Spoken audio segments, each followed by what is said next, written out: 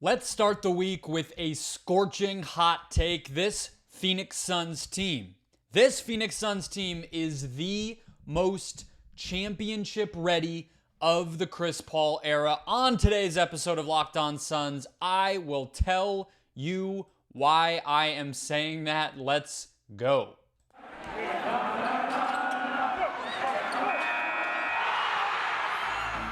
You are Locked On Suns, your daily Phoenix Suns podcast, part of the Locked On Podcast Network, your team every day.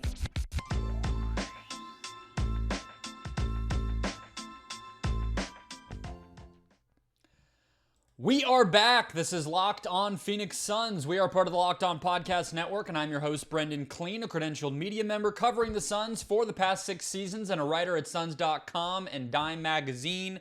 Thank you all for making Locked On Suns your first listen here on this Monday. I hope you enjoyed the holiday weekend. I did, for sure. I'm recording this right before I go to the Cardinals game, my first of the season with the family. So I don't know the fate. I am wearing the shirt. Happy Monday to all of you. You will know the fate of the Cardinals by the time you hear this, but family, food, all of it. Hope you enjoyed the weekend. If you're finding us for the first time, go ahead and hit subscribe or follow. We're here for you every single Monday through Friday, and the best way to support the show is just to go ahead and listen. The best way to listen is to subscribe and make sure the show is in your feed every day. If you're on YouTube, hit the bell down below as well. Get a notification every time this show goes up. And drop me a comment with your favorite new wrinkle of this Phoenix Suns season, because today's episode is all about why this season is the one we've been waiting for 2 years, for 3 years maybe, depending on how extreme you might be. So give me your favorite new wrinkle. Today's show, guys, is brought to you by Prize Picks. First-time users can receive a 100% instant deposit match up to $100 with the promo code LOCKEDON. That's prizepicks.com, promo code LOCKEDON. The first and most obvious reason that this Suns season is the one we've been waiting for is Mikal Bridges and Deandre Ayton, and the way that they're playing, the way that they're affecting the game, the way that they've been consistent. And so let's just hit it, all right? Because there were 2 games over the weekend at home, Black Friday, and then Saturday. It was a back-to-back. I was at the Saturday game against the Utah Jazz, which was very fun. Something about those 2 teams. I don't know what Utah's season is going to look like going forward, but I honestly kind of hope that's a playoff series because it would be a blast to watch it. We never got the Utah-Phoenix series back when those 2 teams were good. Now the Jazz are a different era. They're still good. I kind of want to see it, but Deandre Ayton was dominant in both. All right, he had 28 and 12 against the Pistons on Friday night with Marvin Bagley just being served up on a platter to him as the starting center because the Pistons had tons of players out. And then he follows it up. He one-ups himself on Saturday night, DA does, with a 29 and 21 performance, close to a 30-20 game. Ties a career high in rebounds. And look, it couldn't have come at a better time because if you listen to this show, you know I've been pretty darn tired of the way that Ayton had been playing up until about, this week or so. He has stepped up. He was good against the Lakers as well.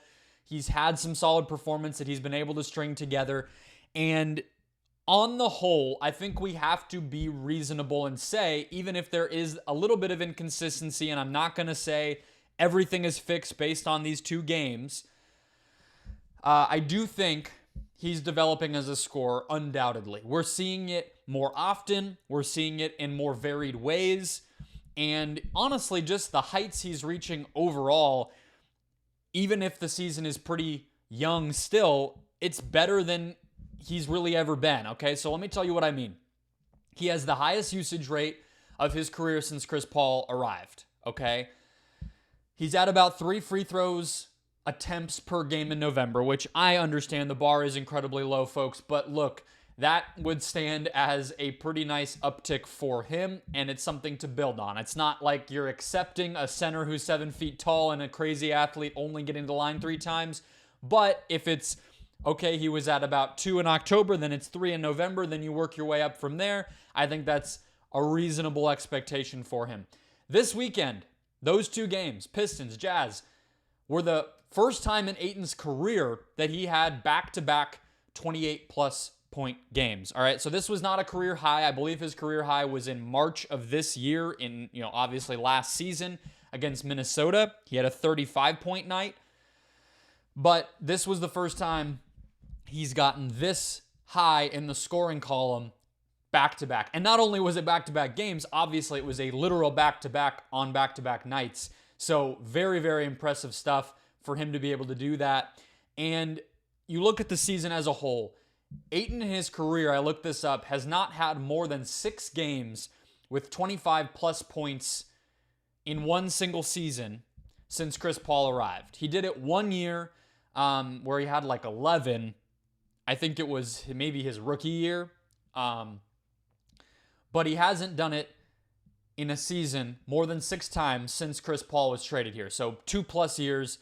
But this season, he already has 3 of those games. So he's already halfway to his quote-unquote, record of the Chris Paul era of 25-plus point games, and we're only 20 or so games into the season. All right, so he is on pace to really blow the top off what he had been as a scorer before that. And I feel like this stretch, this weekend, could be him turning a corner, because I think he took these games personally, and I think the sort of context that he did it in was more impressive than even just the numbers, all right?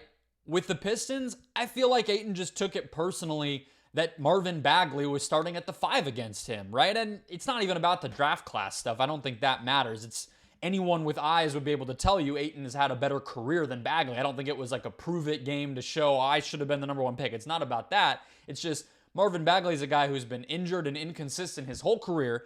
He's like 6'10", not much of an athlete in the same way that Ayton is, and definitely not as big and strong, not really a 5. That's part of why his career has not gone the right way, because he's a tweener. And so Ayton just said, you know what? Screw all that. I'm going to dominate. And he did. Utah, to me, was one of the first games I remember watching.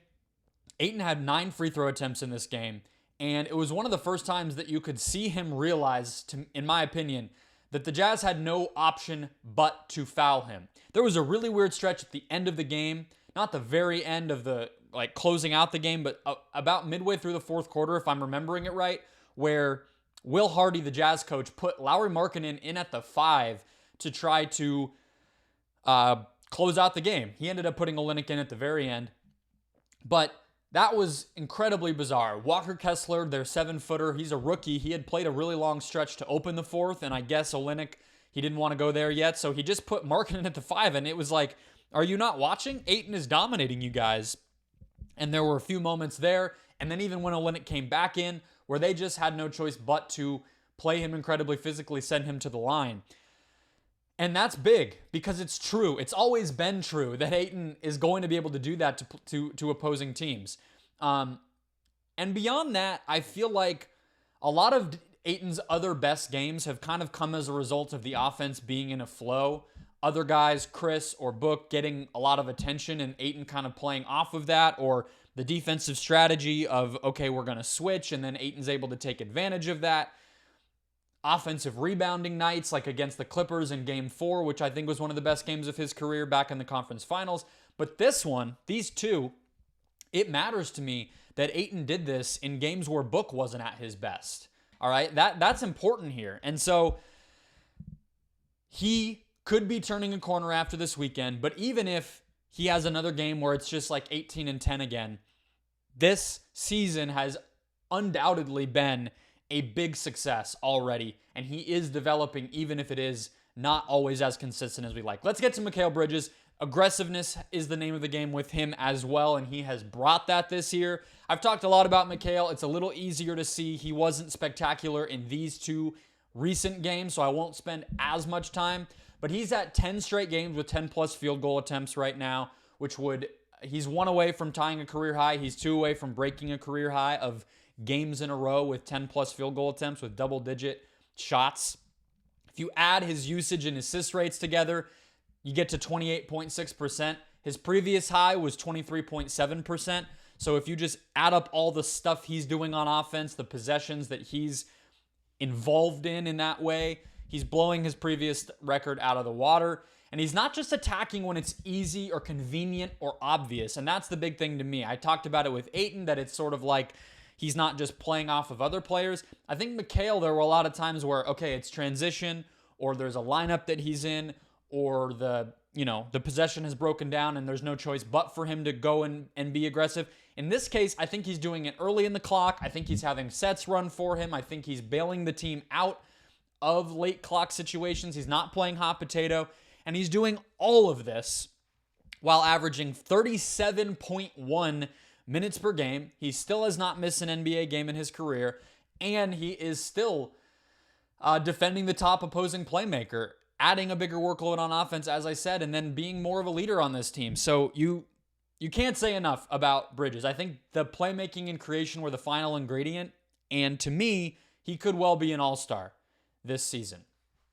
I want to get into Monty Williams and some of the schematic experimentation that the Suns as a whole are undergoing this year. First, I want to tell you guys about Turo. Turo is the world's largest car sharing marketplace. With Turo, you can book any car that you want, wherever you want it, from a community of local hosts. So, browse a huge selection of vehicles at Turo for just about any occasion or budget. If you live across the US, UK, Canada, or Australia, book a spacious SUV or minivan for a family road trip. Get a classic or luxury car for a special event, birthday, or holiday. Find an affordable economy car for a budget. Or test drive that new electric vehicle you've had your eye on to see how it fits in your everyday life. Many Turo hosts can even deliver the car right to your front door. And every trip is backed by liability insurance. Terms, conditions, and exclusions apply. So forget boring rental cars and find your drive at Turo.com. So we talked about Mikal and Ayton. That's been the key. I want to kind of preface all of this. We've gotten into some discussions on the show about, I talked about last week, is the title window still open? Aaron Edwards, who comes on once a week, he's always big on the Suns needing to get a bucket getter, a shot maker for the bench. I think all of that's true. Obviously, there's ways to continue to improve the team. But so long as Deandre Ayton is still on this roster, so long as Mikal Bridges is still, a top perimeter playmaking option on this team, based on who else is on the roster, the championship upside, the team, it was only going to go as far as those guys went. And so I was all in on Kevin Durant because what he represented was exchanging, cashing in some of your young playmakers, some of your young core pieces for somebody who was going to supersede Booker and Chris Paul in the hierarchy. Definitely Chris Paul, maybe Book. We don't know, right? But until you get a player of that caliber, Kevin Durant, another star player, this team was only going to go as far as Bridges and or Ayton took them. Okay, you could get Jordan Clarkson, Eric Gordon, Harrison Barnes, whatever guy you want to point to on the trade market, but that wouldn't have made a massive difference because this team was still going to run through the starting unit that's already in place and what they do. And so that's all to say that Bridges and Ayton, that's number one. Number two is some of the schematic stuff that this team is doing. And again, they're having the season that we have been waiting for. All right? The guys stepping up in the young core and this experimentation. Last year, the Suns were so dead set on the win streak early on and then getting the 1 seed when the Warriors started to falter. And then by the end, it became a push to get the franchise win record, which was incredible, worthwhile, and I mean, it'll go down in history, literally. You don't give up that opportunity, but I do think it can hurt you, and I think it did. I mean, the Warriors pushing for 73, we all know. left them vulnerable to injury and tiredness and lack of focus and everything else. So 64 is not 73, but it was a similar thing. This year, the Suns are not as worried. They are the 1 seed because the West is bonkers, but they're not as worried about that. They're playing different guys and they're experimenting. So let's get into that part of it. I have, 6 things that they're doing that I think are important. 1, the first experiment that they are running. Even when Chris Paul was healthy, the Suns were putting the ball in Booker's hands much more as a playmaker. You can look no further than opening night of the season when Book closes the game as basically the point guard. Even when Paul was on the court, even when Cam Payne has been on the court, Booker is running the offense. He has 10 more touches per game on average this year than last year. And I know some of that is when Chris Paul's been hurt, but that trend was there even before. Number 2, they're trading defense for offense a little bit. They're taking, in my opinion, I think of that as taking the training wheels off the team, right? Jay Crowder is a player as a starter. I think he still would have been valuable if he had been willing to come off the bench or if the Suns had been able to find a contract that worked or whatever. I don't necessarily think getting rid of him completely was the best possible option. But as a starter, I think he had sort of run his course because he is a training wheel for a team. He's somebody that is going to execute team defense at a very high level. He can take the number 2 matchup defensively, whether that's, guarding Anthony Davis when Mikal's guarding LeBron or guarding Chris Middleton when Mikal is guarding Giannis or Ayton is guarding Giannis, whatever it might be, right? Okay, so this year they're trading defense for offense. So they're obviously starting Cam, which I just mentioned. They're playing, I think you could point to playing Jock Landale over Bismack Biyombo. You could point to giving Dwayne Washington Jr. some playing time way sooner than, let's say, Aaron Holiday was able to get playing time in the past, okay? I think these things all matter in the grand scheme of it. I think like Tyshawn Alexander or even Jalen Smith, those are players who might have given the Suns a little bit of an offensive boost, but their decision-making and their defense weren't where they needed to be. Dwayne Washington has those same question marks, and I know Chris Paul's out, Landry Shamet's been hurt, even Cam Payne was hurt. Maybe Dwayne doesn't continue to be in the rotation going forward, but Monty is not just giving him time. He is putting the ball in his hands and letting it happen, and I think that speaks to offense. We need to figure out some more things, and that's what Monty's mind is at. Number 3 here, the Suns are 8th in offensive rebounding rate. They're crashing the glass. They're 8th in the NBA in that metric, top 10 for the first time under Monty, top 20 for the first time under Monty. Their previous marks the past 2 years, actually, I think they were top 20 in Monty's first season, but the Chris Paul era, so to speak, their previous marks were 21st last season and 24th the year they went to the finals. So to jump from bottom 10 all the way to top 10 speaks to a clear emphasis. Monty has talked about Kevin Young, the associate head coach, being a big driver with that, but it's also the players focusing on it, right? Deandre making it more of a focus. Mikal is getting some of those at times. And then Torrey Craig, I think, being in the starting lineup, it's been one of the silver linings is that at the same time the Suns are pushing to change how they look in this way, they happen to have a lucky break, I guess you could say, in that Torrey Craig can help set that tempo in the starting unit from the beginning of games. And so it's been very marked. I am a little curious to see once Chris Paul is in place, once Cam Johnson is back in the starting lineup, can they sustain that? Those two players, Cam and Chris, aren't necessarily guys who are naturally gifted to go get boards like that, but we'll see. Number 4, more threes, fewer mid-range jumpers, plus the highest rim frequency of the Chris Paul era. So mostly it's just being driven by they're taking about 5% less of their shots are coming from mid-range this season than prior seasons. They were up above 40 in the past. Now they're at about 36, 37. And so they're changing out. Obviously, there's only 3 places shots can come from. If you're taking fewer mid-range jumpers, you're going to spread that out in both directions, perimeter, rim. That's just going to make the team more efficient. Again, something to watch when Chris Paul comes back. Does that continue? Number 5, they're running more off of opponent misses, and some of this can just be happenstance, in my opinion. I think a lot of it is the current starting lineup with Payne and Craig. Those are 2 players who are both best when the team is running. We'll see if that continues, but I think it's kind of one and the same with I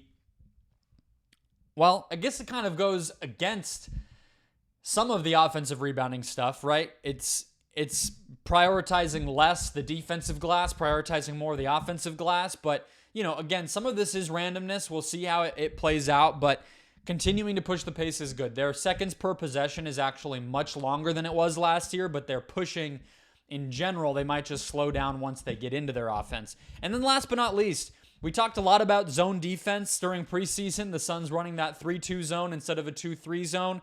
They barely have run zone this season, at least by my eye. More switching, less zone is my last one here. We'll see how this continues to evolve. I don't think playing zone is something you necessarily need to be in a huge rhythm with, because it's only going to be something you bust out for a few possessions at a time. And I tend to think this team is veteran enough, experienced enough, and they've played together enough that if they need to do it in a big moment in the playoffs or something else, they'll be able to. But it is interesting because it was a pretty big push by Monty last year to implement it. Then they switch over to the new zone, and now they're not really playing it much at all. So we will see what that ends up looking like. However, 6 things that are pretty marked and clear and major that the Suns are doing speaks to the way that they're using this regular season to evolve, be more flexible, and improve their championship upside. I want to close out more experimentation, but more so with the rotation and the personnel off of the bench and what Monty Williams is doing there. First, I want to tell everybody about another sponsor of today's show, which is Prize Picks. You know the deal. Prize Picks came in and they rehauled the entire daily fantasy game. I love Prize Picks because it doesn't put you into a pool with thousands of other people. It doesn't toss you into a mixture of competing again in a season-long thing, and it doesn't even require you to keep track of a whole lineup. So, how does Prize Picks work? Well, you pick 2 to 6 players, and then you pick will they score more or less than their Prize Picks projection. You can win up to 25 times your money on any entry. And again, not competing against other people. It's just you versus the Prize Picks player projection. They offer projections on any sport that you watch. The NBA, WNBA, but also esports, disc golf, cricket, boxing, MMA. If you name it, they have projections for it. Entries can be made in 60 seconds or less. They offer safe and fast withdrawals, and Prize Picks is currently operational in over 30 states and Canada. So download the Prize Picks app or go to prizepicks.com to sign up and play this incredible daily fantasy game. First-time users can receive a 100% instant deposit match up to $100 with the promo code LOCKEDON. And if you deposit $100, Prize Picks will give you $100. Deposit $50, Prize Picks will give you $50 back. Don't forget to enter the promo code LOCKEDON at sign up for an instant deposit match up to $100. More experimentation on the menu here as we talk about why this is the season we have all been waiting for by the Phoenix Suns. And this one has to do with personnel and depth. All right. So if you've been listening to the show, especially these recap post-game shows, I've been talking recently about the idea of these specialists on the Suns bench. And this point here on the experimentation within the personnel is exactly what I'm talking about. I think you can look no further to bring it back to the games we just saw this weekend than the switch Monty made to Bismack Biyombo and then coming back to Jock Landale in the fourth quarter against the Jazz. All right, I thought the Biyombo thing made some sense against the Lakers because of the way that team's playing. They're big, They have, AD at the 5. They have guys who really are just trying to get to the paint. Biyombo's the guy that you want to go to protect the paint more than Landale is. But then to go back to Jock when Bismack missed a couple of floaters and got to the free throw line, and he's a bad free throw shooter.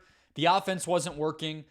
The fourth quarter became very high scoring, and Monty thought, okay, I need to go to Jock because he's going to be able to catch that pocket pass when the Jazz sell out to stop Book. Landale's going to be able to catch it, score, and punish the Jazz defense for doing that. That's exactly what he did. He played 5.5 minutes. The Suns outscored the Jazz by 7 points during Jock's stint, and Monty looks like a genius, right? He said post-game, of course, it only makes you look smart if it works, but we kind of knew there was a good reason that it would work, and it did, and he does look smart, and the Suns won the game in large part because of that adjustment. That's one example. Another example, I think, is Dwayne Washington, okay? I think Monty's been smartly selective about the Washington minutes. I think you could point to the second half in Miami after he scores 21 in that second quarter. He just, a heat check of all heat checks, and then he barely plays in the second half. Yeah, sure, I guess you could say he should have played more, but the Heat defense was on another level in that game. That fourth quarter had a playoff feel to it, and the Heat really needed that game. Cam Payne was struggling, so I kind of doubt Dwayne Washington was going to be the guy to make a massive difference against a championship caliber Heat defense, but I get you. Other than that, though, I think you can look again at the Jazz game. Dwayne only played 5 minutes. I think Monty was smart there. He just didn't have it going. He wasn't effective, and so there were better options that night. They went big. They played some point book minutes to give Ish Wainwright some of those minutes, Damian Lee some of those minutes over a guy like Dwayne Washington, and it worked. Number 3, I think you look at the Josh Okogie experiment here, right?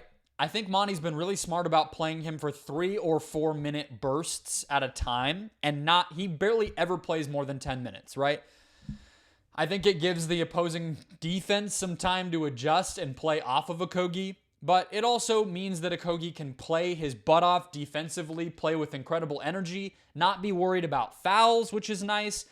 You look at the Lakers game last week, Monty was very smart because the Lakers bench unit is actually, or kind of the bench plus AD units are actually pretty decent because they still have some decent shooting on the floor. Austin Reeves comes off the bench, and then they have this Russell Westbrook, Anthony Davis pick and roll that they can go to. And what did Monty do? He put Okogie and Bismack out there to go against that pick and roll. So Okogie was guarding Russ, and then Biz was guarding Davis. And it worked, right? They can kind of switch that potentially, or they can just have Okogie fight over the screen and Bismack drop, which I believe is how they guarded it. And it really worked. And Okogie was able to affect the game at a really high level for a few minutes at a time.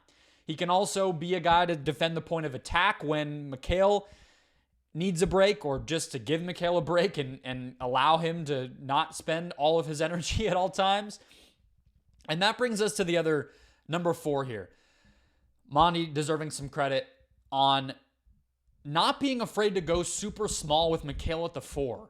I was the guy, Torrey Craig has proven me wrong. He's been very good lately, but, I was sitting there saying when the Suns were struggling, when they were playing against the Sixers and they had that bad loss and some of those other games, the Magic, etc., hey, play Mikal, start Mikal at the 4, put Damian Lee in. He's been your 5th best player on a lot of nights, and just juice the offense that way. And, yes, Mikal will be at a disadvantage in a lot of matchups, but so what? He can handle that. He's probably going to be defending guards anyway. Book might be the guy actually defending a 4, or Lee might, rather than Mikal. And so whatever, you're just going to be surviving. You're doing that anyway while Chris and Cam are out, so go for it. But he hasn't done that in the starting lineup, mostly because Craig has played really well. But what Monty has done, is he's played a lot of those lineups over the course of games, selectively, against other teams' small ball units. And so Lee at the 3, Shamit at the 3, with Booker and Payne in there, or with Washington and Payne or Washington and Booker, whatever, 3-guard lineups, Mikal at the 4, and then a big man. And I think that really works. It's similar to what I was saying at in the beginning of switching defense for offense. Monty in the past would have been way more likely to have Dario and Ayton, 2 bigs in the lineup. Now he's going super small. And some of it is just the roster, the personnel that's out there. They don't really have a guy who can be a big 4. Kaminsky's out. Landale's not really a 4. Saric isn't healthy and isn't effective right now. So it's by necessity, but I think Monty still deserves some credit for doing it. And then last one, I think just riding Ish Wainwright more than I expected since Ish has come back. I mean, it's nice to see giving him a chance because I think there are ways that he provides stuff that no one else really does now that Crowder's gone. More options will become available once Chris and Cam are back. I'm interested to see what Monty does with the rotation then. Who survives? Who gets to keep playing once those 2 starters return? And then what happens when the Crowder deal gets done? But either way, what this has shown us is that Monty's willing to experiment, and he is doing it, and they're still winning games. Again, something we've been waiting for years. This is the Sun season we have been waiting for 2, going on maybe even 3 seasons now, and we're getting it. And they're still winning, and that's why, to me, this is the highest championship upside this team has had because they're still winning, the stars are still playing great, and they have these new wrinkles. That's how great teams get to the next level, evolve, switch up what opponents know about them, and look different and win different than they have in the past, and the Suns are set up to do that. That'll do it for today's show. Aaron Edwards will be back on Wednesday. Tonight is Suns Kings, so we will have a recap of that show, and we'll see what happens the rest of the week. Hit subscribe so you don't miss a thing, and in the meantime, go make Locked On Sports Today your second listen to catch up on the football weekend and much more. That show's available on all platforms, and I will talk to you all tomorrow.